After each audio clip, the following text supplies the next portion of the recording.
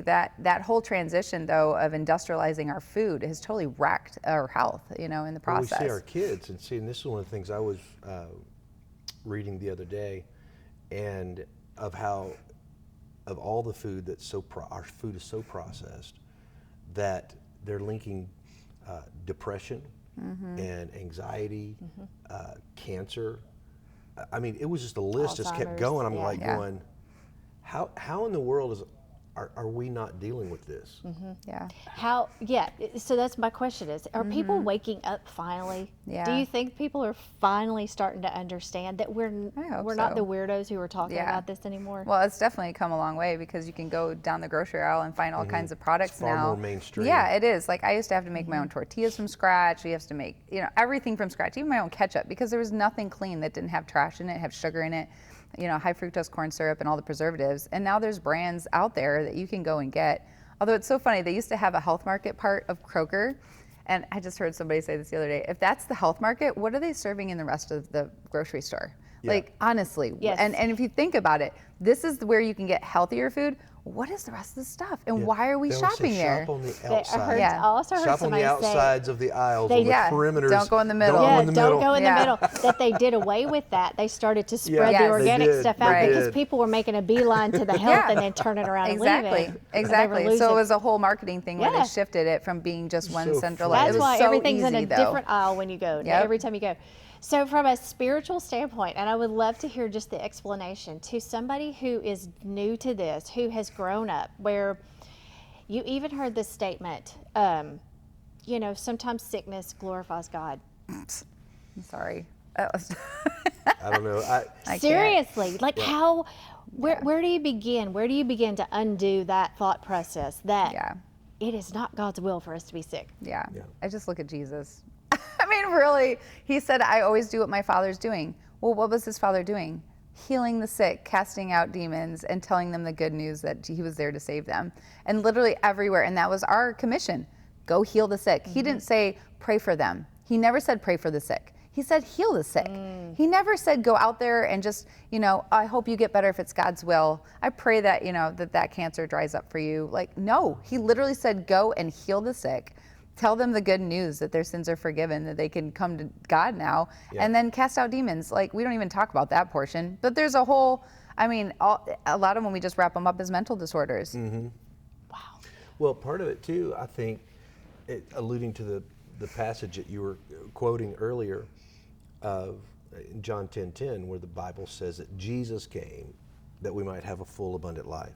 But he also, in the reverse of that, says that the enemy has come to steal, to kill, and to destroy.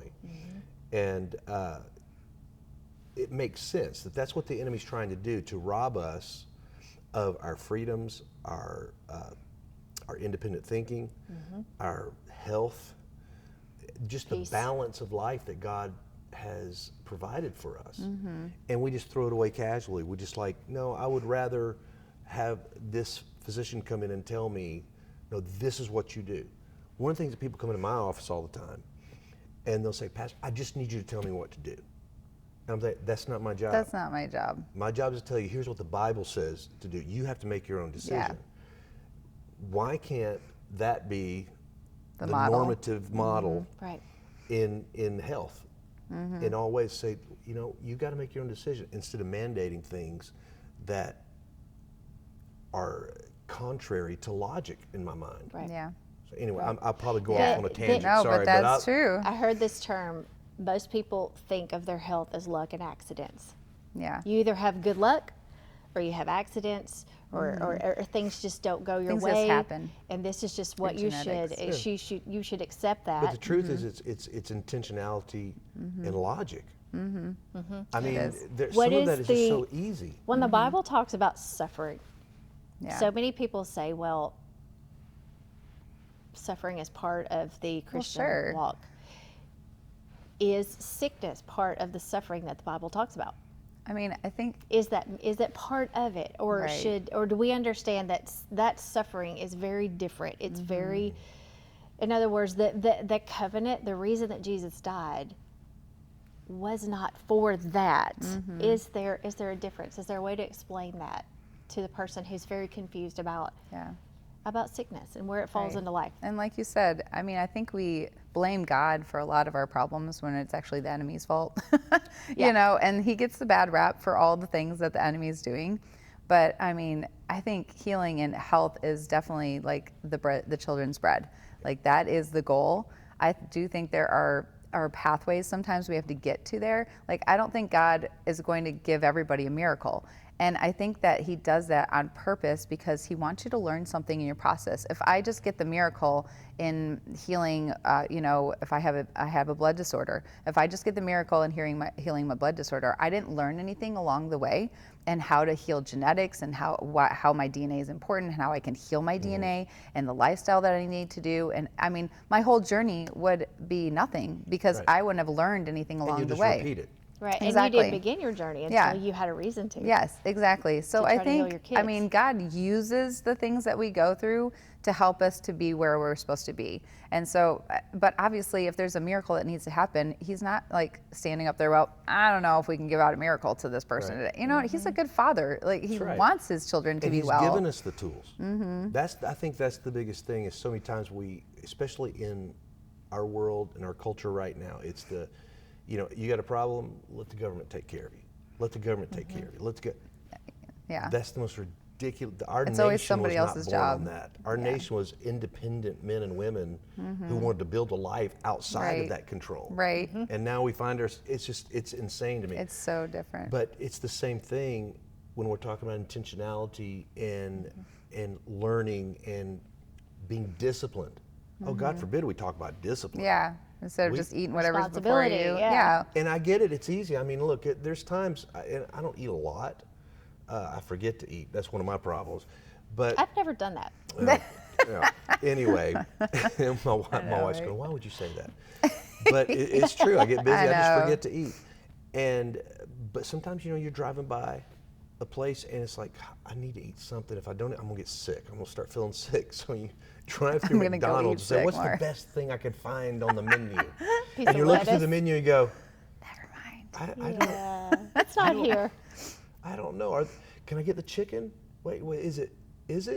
I don't. I don't even know if it's Right, chicken. is it? What Is it is it? chicken? Yeah. Pinku? We don't know. Right. But you know, Yeah. the You fact can is, only though, go to the moringa tree. when we're That's talking, It's where, right, that's the where only we place. are. That's Yeah. right. But the truth is that when we're looking at life and we're looking at wanting to be healthy and full and walking in that and the answer to the question is, it's not hard. It's not complicated. Right. But there are actually theologies that are based on if you have sickness in your body, it's because you have sin in your life. I'm going to have to smack that in the face. Well, so I would exactly. just, you know, Yes, like please it's do. just, I mean, sure, we all have sin, but I mean, I've found that a lot of times people have trauma more than it's about the sin in their good. life. They That's have good. trauma in there, and that traumatized area of their brain is not allowing communication so that they can heal that space. And so which is why God says to, you know, Jesus wants us to work out our salvation. Well, working it out is working out all the spaces in our brain that we have not renewed yet to come into conformity with who he is. And he is health, he is truth, he is life. So anything that interacts with death is not God. So obviously disease is in that category. Right. But so he wants you to renew your mind though. And if there's a trauma in there that blocks you from getting healing in your body, that trauma needs to have truth spoken to it, that you are not abandoned, that God came in, that he rescued you. He did not leave you during that car accident or whatever happened. He was there. And you just need to ask him, like I tell this to my clients a lot, you know, if you have an area that's not receiving healing, ask God, what was it? When did I first start feeling these symptoms? And what was happening at that time? You know, if you were in a doctor's office and you received a diagnosis and it was an improper diagnosis and you had something come over you, was that God? Probably not. And so going back to that scene and saying, Jesus, where are you in this whole situation? And seeing him, that he's right there holding you, sheltering you, protecting you, speaking life to you, singing over you. I mean, all of these are scriptural things that he's doing over you in each one of your traumatized areas. And if you receive that truth, you allow that traumatized space of your memory to flip over and to receive the truth and let go of the hurt. And when you let go of the hurt and the pain, that's when you can receive life into that But Gina, space. isn't that too hard? Yeah, it's called taking responsibility of your own salvation and your own Exactly. health. Yeah. And see, here's the thing. It's like being healthy is not a simple walk in the park. It is a discipline. No, just like you have to in your work at it. Lifelong discipline. Yeah. And I think that's part of the problem, is that we want the easy fix. Wow. It's just like in faith. The broad way. In faith, easy it's to like, go in there. And look at modern church. Modern church has made the path. They've tried to take the narrow path, and let's create it wider so we can do this. And look what it's gotten us. Yeah. Broken churches, broken Christians whose lives do not. They don't fit. change the culture. No, and they don't fit the yeah. model of why you look at the New Testament Yeah. church. You're going, That's not quite the same thing. this is complicated. Yeah. You know, but it's not complicated. Right. So, okay, so we've talked a little bit about this, but fear. Where does fear come in? And it just wraps us all up. When I think of, we can start studying natural health and start studying emotional health and all these things, and then the next week, my child gets sick.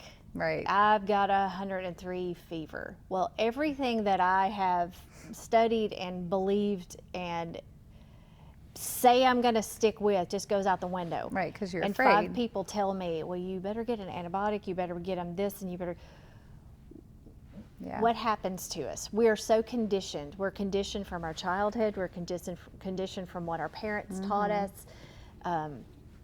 What can we do to undo that? I'd say, it's hard to step back when your own kid is sick, but having community is so important. This is why we weren't designed to do this walk alone. And I tell my clients all the time, if you have a problem along your detox, just text me.